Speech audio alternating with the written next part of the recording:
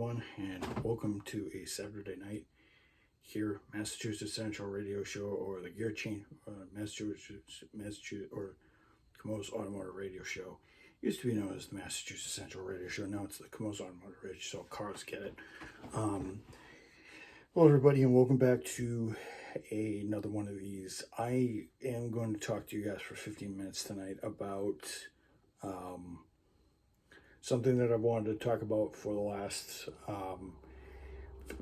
couple of months, and I kind of got inspired because there's a World Endurance Championship race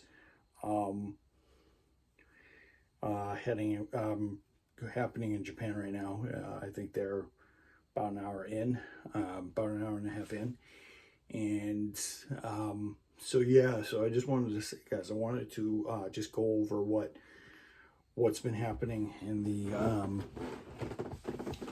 World Endurance Championship world, and what I think is happening with the World Sports Car situation, or the Sports Car World situation, or the World Sports Car situation, or the World Endurance Championship situation, or just the sports car situation of the world. So for those of you who do not know, we're in the for those of you who watch sports car racing, we're right now in the hypercar era, and the hypercar era means a lot of nice looking and weird boxy looking and curved shapes on the grid.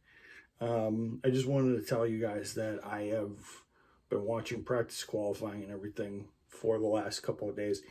So for those of you who do not know, currently participating in the hypercar class that are actual hypercars, there's Glickenhaus, which 07 LMH, which is not competing this weekend because Glickenhaus, I don't think, wants to compete. I think they're still trying to scratch their heads over that, and I think they don't sell in Japan, so I think they're not going to sell in a market, or they're not going to compete in a market where they're going to do that, and I don't think they really have a realistic chance of winning the championship, to be honest, because they know that the last two races are going to do that, and I don't think they sell in Bahrain either, so I don't think they're going to be going over there either. I think I think it's kind of a shame that, you know, the championship says, oh, you got to be in here for a certain amount of races, and you guys don't want to be here, or it's subject to change. So there's the Glickenhaus LMH, there's the Toyota GR010 LMH, which I think is leading right now. Pretty boring. And then there's the Alpine hypercar, although it's not really a hypercar, it's the grandfather of the LMP1. It looks ugly.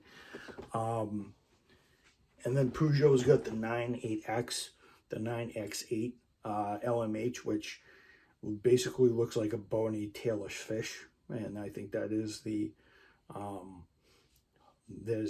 nickname I'm going to give it, because it looks pretty bony and it looks like a tail, looks like fish, and it has no tail. And then next year, BMW is not going to enter until 2024. Ferrari, I think, is going to enter next year with their LMH. They haven't came up with a name yet. It's got a weird rear wing and stuff like that. I can't show you guys photos, unfortunately, because YouTube will sue me for property rights. So you guys know the drill. Adrian Millward, who does a lot of automotive podcasts, like on from the other side of the channel, another motorsport type guy who I actually don't mind watching. And then there's going to be Cadillac. Cadillac might compete in LMDH, and I think Penske might compete in LMD. Penske is definitely competing in LMDH. In the BMW's LMDH, a lot of those guys are going to be competing over in North America, in the GTP class, which I will be watching at Watkins Glen next year. The LMP2 class is basically Orica, Dallara, and Ligier, although I don't see too many Ligiers on the grid anymore. I think it's just basically an Orica, single make Orica class, unfortunately, which kind of sucks, but it happens. GTE Pro is going away, and GTM is going away. It's going to be going for a GTD premium category, and for some odd reason, the hoopla is that Corvette can't compete, even though Corvette's going to have a 2020, going to have a Corvette won't be able to compete, unfortunately, because they don't have a GT3 car. Unfortunately, it's interim at the moment. So I think at the moment they're going to, what's going to happen is I think they're going to sit back and they could compete in GTE-AM, GT3-AM. We'll see how that goes, but I'm thinking maybe they're going to focus on the sports. I think if they can't do that, they're going to focus on North America next year mostly. I don't see them continuing. I'm hoping by 2024 that that the ACO does three things. One, they drop this whole premium bodywork hoopla thing. I think they just want to make the GT3 cars more premium in their championship, even though it's really Stephen Rattel's organization, SRO. Even though it's his category, not the ACO's. And then GT. I think there's going to be a GT There's going to probably be a GT-AM category. There's going to be GT3 Pro, and there's going to be a GT3-AM category at Le Mans. I just want to say this right now that I'm really excited for the hypercar stuff and the Le Mans Daytona Hybrid LM, Le Mans Daytona Hybrid things LMDH, or it's going to be known as GTP. I'm hoping if Glickenhaus can't sit there and go, I'm hoping if Glickenhaus can't compete in the World Endurance Championship, IMSA will ask him. We'll obviously change the rules around a little bit. He's competing over in the World Endurance Championship, and they're not.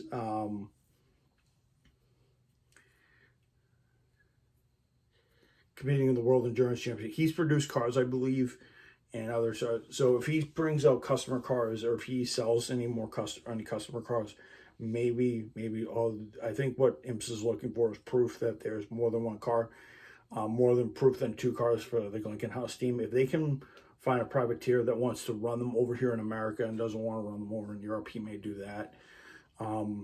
Peugeot looks very fancy schmancy. I think their car looks very fancy schmancy. As an organization. Their car might not.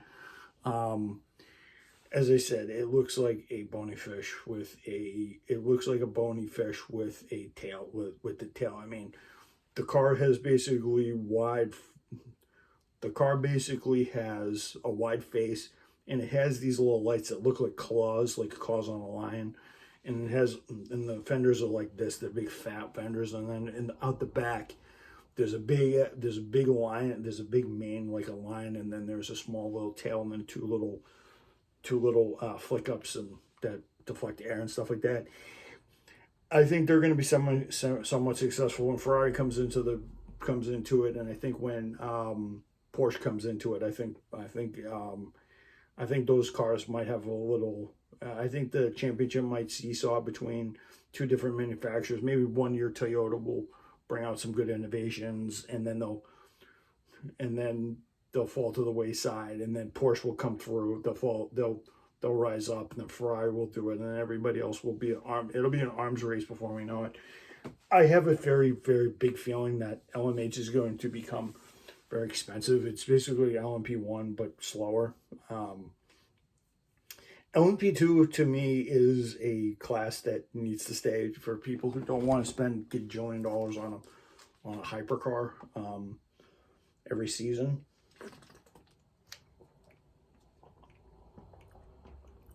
And just want to race cars that have 550 horsepower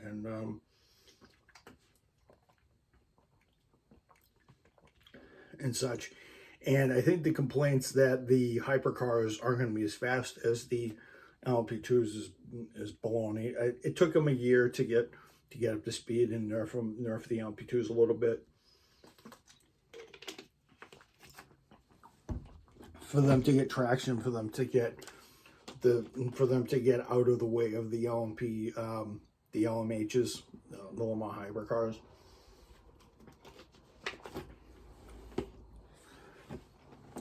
The LMH that has the best looks to me right now are the hypercar cars, the hypercar or the LMDH or the GTP cars, whatever they're going to call them next year. I think right now, as of right now, I think the Clinton House actually looks the best. In GTE, in the GTE Pro class, a Corvette got its first win, which was great. I think that was great at Monza. I don't know about Fuji, because Fuji they were handed 22 extra pounds of 22 pounds of ballast, or 10 kilograms, which I don't really get, because I don't know if maybe the ACO fears the Corvette's gonna win every round and kill the LMPGT, kill the GTE Pro class, even though it's going to be killed anyway. So I just, and then I told you and then I want to go into the last like 4 minutes of this whole thing, last 4 or 5 minutes of this thing. GT3 Premium. What the ACO wants to do is they want to make it, these are top level sports cars. They have to have bodywork so that they'll fit. They'll have to have bodywork on them so that they'll fit into this uber category of GT3 cars. They're going to be distincted from GT3s, from GTD Pro and GT3 this and GT3 that. I just want to tell the ACO and whoever came up with this idea, it's a rubbish idea. It's stupid. Just let the cars race. And they're like, only cars over in Europe, only cars who compete over in Europe currently will be able to have access to this kit. So that means Ford, who's coming in 2024 with their GT3, won't be able to come back. And, Corvette's not going to be able to compete. The earliest I think Corvette will be able to compete is 2024 if the ACO gets its head out of its ass, but we'll see. Not having Ford and Corvette at Le Mans and for a couple of years straight it's not going to be fun. Now I could be wrong. Maybe Corvette will sit there and go, maybe Cadillac will, maybe they'll take place, and maybe they'll team up with, or maybe they'll run with Cadillac in the World Endurance Championship. Who knows? We have no idea. Cadillac, GM, Pratt & Miller could technically run. Pratt & Miller could technically run the LMP, the LMH machines, and they could probably do that interim, maybe to they could do that interim while in the World Endurance Championship when they're done, but we'll see. I just want to tell you, I just want to say GT3 Premium sounds like a stupid idea. Just let the cars race. The fans pay hundreds and hundreds and hundreds of dollars to get them. Now, I can understand if some privateer Corvette teams will buy the GT3 Z06 GT3R and will compete over there with the premium bodywork. But I just want to reiterate that I don't know what this premium bodywork will do and why it's going to add so much. If you wanted to make, basically what the ACO is doing with this premium stupid bodywork is they're tagging on like 60 grand, 60, 70 grand onto the total of the onto the car. And I thought GT3 was supposed to be a more cost-effective formula. And what they're doing basically is I think they're taking a leaf from the DTM.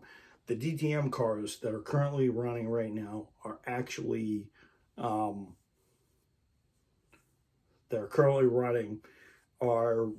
actually I think this weekend for the first time, I think they're running at Spa this weekend, which DTM has never done because GT3 cars technically don't do this. So DTM will have their own Spa race. So DTM will race at Spa for the first time, I think, ever.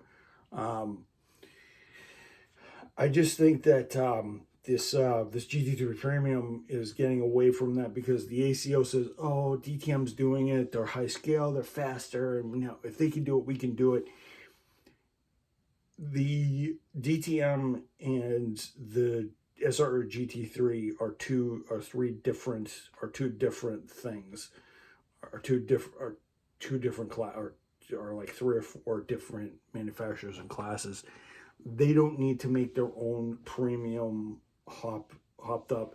It's basically like going into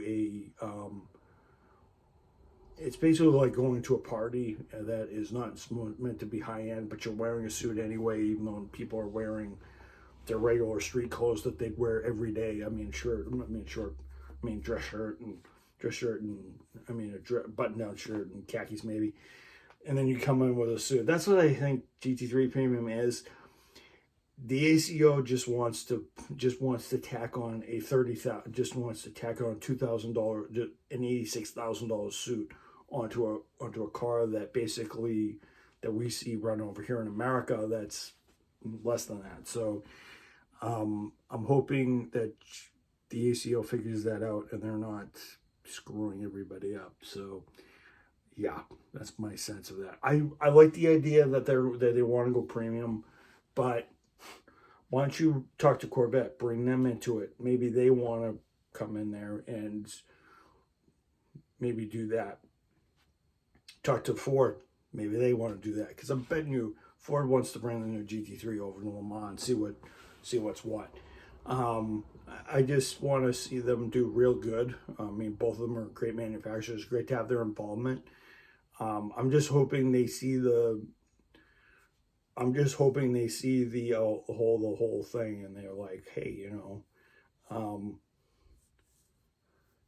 and what's really unfair is that the GTE Pro category is dying this year.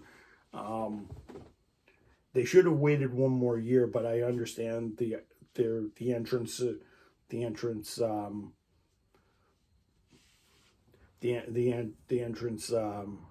entries are sort of dwindling. I mean, they only have three two-car team.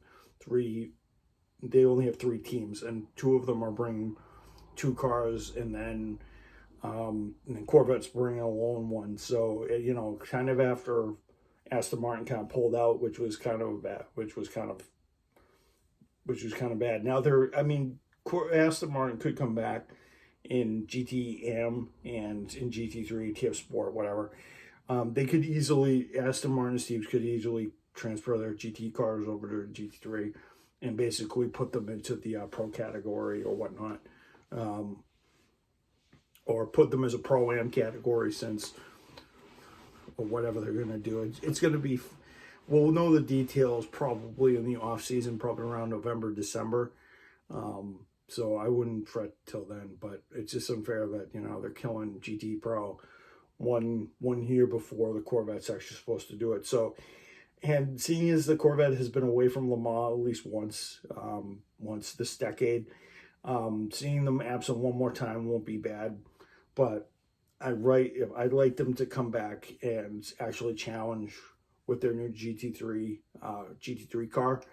And I'm beginning to think now that more than ever, I think maybe the GT3, the GTD Pro was meant to the GTD, the GTE Corvette was kind of meant to kind of be a GT3 car from the beginning.